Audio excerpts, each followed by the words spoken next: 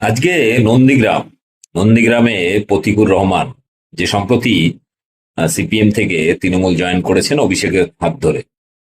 আজকে নন্দীগ্রামে তার জ্বালাময়ী ভাষণ আপনার প্রত্যেকে শোনা উচিত।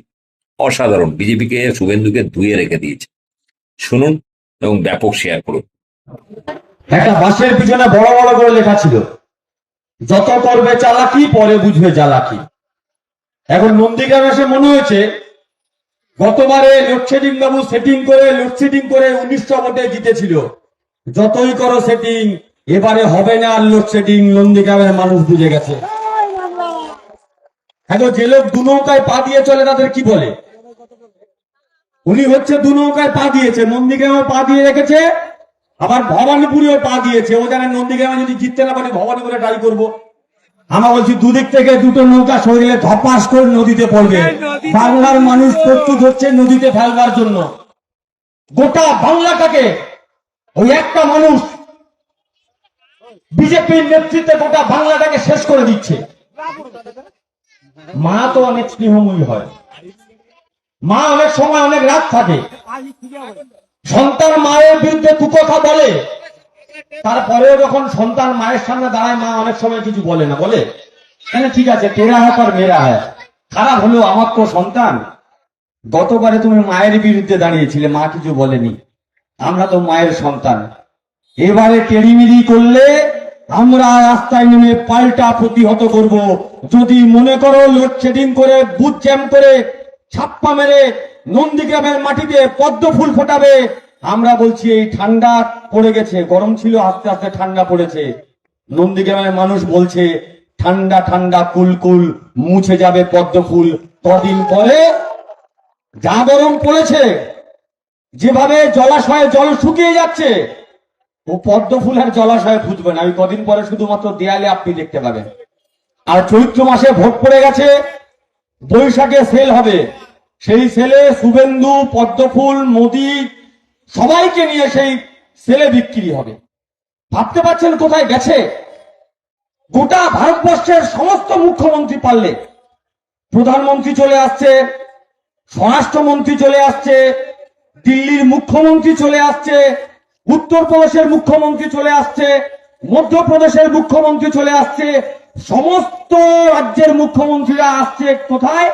পশ্চিমবঙ্গের লক্ষ্য একটা, বাংলাকে জয় করতে হবে।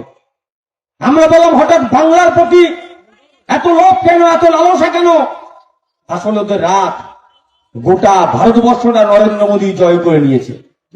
যখন গোটা ভারতবর্ষে এসআইআর এর চাবুক বেড়েছে, কোন রাজ্যের মুখ্যমন্ত্রীর হিম্মত হয়নি। সে কংগ্রেসের মুখ্যমন্ত্রী হতে পারে, ডিএমকে এর মুখ্যমন্ত্রী হতে পারে, সিপিএম এর মুখ্যমন্ত্রী হতে পারে, কারোর বুকে ধগ আসেনি যে নরেন্দ্র মোদীর চোখে চোখ রেখে প্রশ্ন করবে। গোটা ভারতবর্ষে একমাত্র মমতা ব্যানার্জি সুপ্রিম কোর্টে দাঁড়িয়ে নরেন্দ্র মোদীর চোখে চোখ রেখে বলেছিল, টাইগার अभी जिंदा है, जब तक টাইগার মারা নেই তব তক টাইগার হারা নেই। বাংলার মাটিতে যতদিন মমতা ব্যানার্জি জিতে আছে, যতদিন অভিষেক ব্যানার্জি বেঁচে থাকবে, এই বাংলার মাটিতে জয় করার স্বপ্ন সারা জীবন তোমাদের স্বপ্ন থেকে যাবে। 90 লাখ মানুষের নাম বাদ দিয়ে দিল একটা কলমের খোঁচায়, বলল আন্ডার অ্যাডজুডিকেশন 60 লাখ মানুষ। আপনি জানেন মানুষটা বেঁচে আছে? 2002 সালে নাম ছিল, সেই নাম সেই বেঁচে বেঁচে সেই মানুষগুলোর নাম বাদ দিয়ে দিল। সবচেয়ে বেশি দেখে দেখে কোথায় কোথায় নাম বাদ দিল? যেখানে তৃণমূল কংগ্রেস বিশাল ভোটে জিতেছিল, সেইখানে বেছে বেছে নামগুলো বাদ দিয়ে দিল, যাতে নামগুলো বাদ দিয়ে ভোটে জেতা যায়। আর নির্বাচনের সময় এই গতকালকের খবরে দেখছিলাম এনআইএ নোটিশ পাঠিয়েছে, তো এনআইএ নোটিশ পাঠিয়েছে। টিভিতে দেখছি ইডি সিবিআই আসছে। দেখবেন বর্ষাকালে যখন বৃষ্টি হয়, যখন ওই পচা জলাশয়, যখন পানা ভর্তি, কচুরি পানা ভর্তি, যখন ডোবাগুলো ভর্তি হয়ে ওঠে, ওখানে অনেক মশা মাছি বের হয়, বুঝলো তো? ঠিক সেই সময় ডেঙ্গুও হয়। ঠিক দেখবেন যখন পশ্চিমবঙ্গের নির্বাচন আসে, দিল্লি থেকে মশা মাছিরা কখনো ইডি, কখনো সিবিআই, কখনো এনআইএর নাম নিয়ে পশ্চিমবঙ্গের দিকে উড়ে আসে। আমরা বলছি যতই আসুক ইডি, বাংলায় জিতবে দিদি।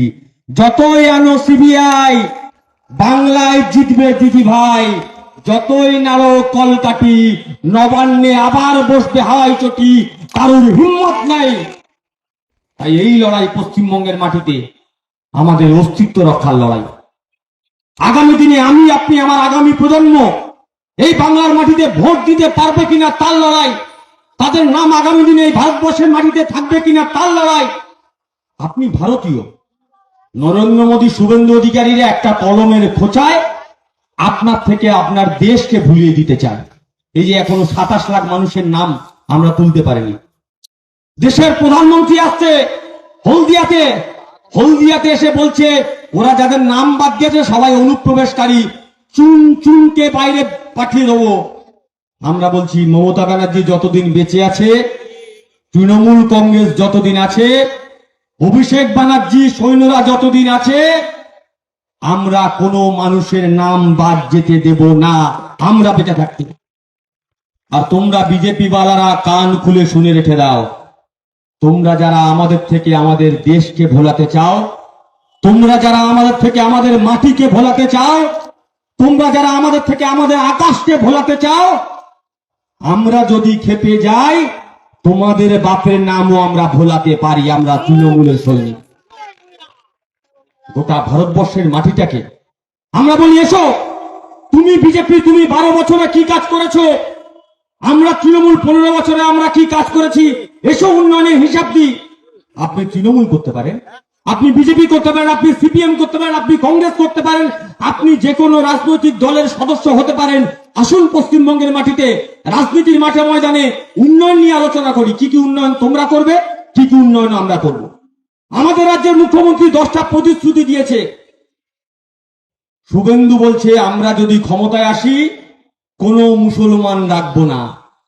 ওদিকে মুর্শিদাবাদে হুমায়ুন বলছে আমরা যদি ক্ষমতায় আসি কোনো হিন্দু বাংলায় রাখবো না। আর আমাদের রাজ্যের মুখ্যমন্ত্রী মমতা বলছে আমরা যদি ক্ষমতায় আসি কোনো মানুষের মাথা ধরে কাঁচা ছাদ রাখবো না, সব মানুষের পাকা ছাদের ব্যবস্থা আমরা করে দেবো। এটাই ওদের সঙ্গে আমাদের পার্থক্য।